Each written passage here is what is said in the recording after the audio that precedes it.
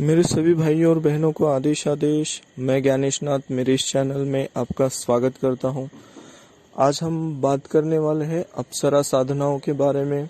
जैसे कि बहुत सी जगहों पर, बहुत सी वेबसाइट्स पर, बहुत से ब्लॉग्स पर, बहुत से यूट्यूब के वीडियोस में ये कहा जाता है बढ़िया सा थंबनेल बना के कि एक दिन की अप्सरा साधना आपके सामने प्रत्यक्ष होगी ही होगी।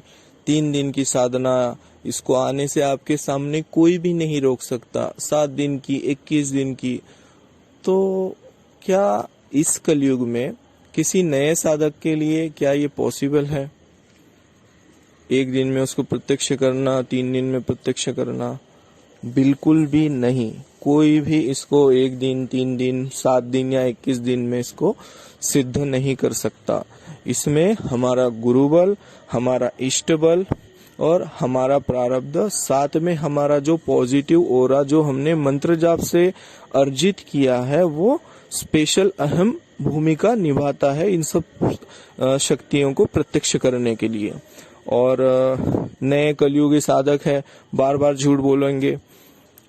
इष्ट से तो दूर दूर तक लेना नहीं होता, लेना देना होता नहीं है। इष्ट के सामने जाएंगे तो रोएंगे, बाबा ये हो गया, माई ये हो गया, वो हो गया, झोली फैला के मांगेंगे। तो मुझे बिल्कुल भी नहीं लगता कि 1 या 3 दिन या 7 दिन में या 21 दिन में इन साधनाओं को आप प्रत्यक्ष कर सकते हो। लेकिन एक बात मैं स्पष्ट कर देना चाहता हूँ, जो भी क्रोध भैरव जी के साधक है, जिन्होंने क्रोध भैरव जी की साधना की है, और बहुत सी साधना ऐसी है इतर योनियों की जो 1 दिन की है, 7 दिन की है, या कई उनका जब संख्या 1 लाख, 1.25 लाख बताई है, और बहुत सारी चीजें हैं उसमें। तो जो भी क्रोध भैरव जी के साधक है, उनके लिए ये 100% इन इतर योनियों की साधना आपके सामने प्रत्यक्ष होती ही होती है। लेकिन आपको सबसे पहले इसके लिए क्रोध भैरव जी की साधना करनी पड़ेगी। क्रोध भैरव जी का महत्व बहुत ज्यादा है इन साधनाओं के लिए, इतर योनियों के प्रत्यक्षीकरण के लिए।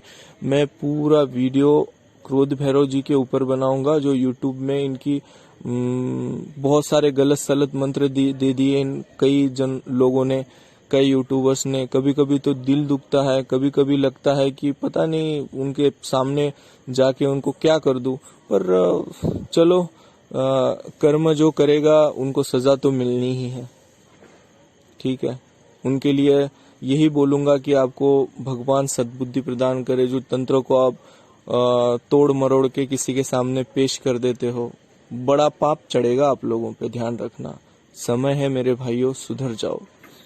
तो अप्सराएं क्या है, अप्सरा साधना का महत्व क्या है? अप्सराएं जब सिद्ध हो जाती है साधक के लिए, वो षटकर्म करती है, संपूर्ण ऐश्वर्य प्रदान करती है, राज्य देने की तक इनमें क्षमता होती है जिस भी साधक को सिद्ध हो जाती है।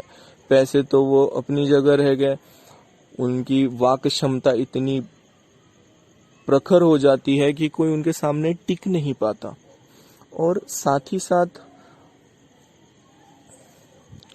कई अप्सराओं का वर्णन ऐसे मिलता है कि कई सौ साल तक वो अपने साधकों को इस धरती पर जीवंत रखती है जब वो सिद्ध हो जाती है। तो ये अलग अलग अप्सराओं के अलग अलग मंत्र है, मैं कभी आगे आने वाली वीडियो में बनाऊंगा। तो जिन भी भाइयों को क्रोध भैरव जी की साधना करनी है, या अप्सराओं से, या इतर योनियां हो गई, या कोई भी देवी देवता हो गए, 10 महाविद्या के स्वरूप हो गए, किसी भी साधनाओं से रिलेटेड कोई भी प्रश्न है, मैं 100% उसका उत्तर देने का प्रयास करूंगा। मैं नीचे एक टेलीग्राम की लिंक दे देता हूं। जिन भी भाइयों को, जिन भी बहनों को, जिन भी माताओं को जुड़ना है, तंत्र के मार्ग में आगे बढ़ना है, साधनाओं के मार्ग में आगे बढ़ना है, खुद का भला करना है, हमारा सिर्फ एक ही उद्देश्य है, जो विलुप्त तंत्र है, जो कि आज के कलयुग में दिखता नहीं है, वो हम आपके सामने प्रस्तुत करें।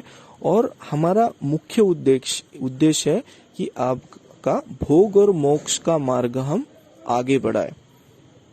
हम भी एक इंसान ही है, लेकिन हम सिर्फ आपको रास्ता दिखा सकते, आगे बढ़ना, उसको सिद्ध करना।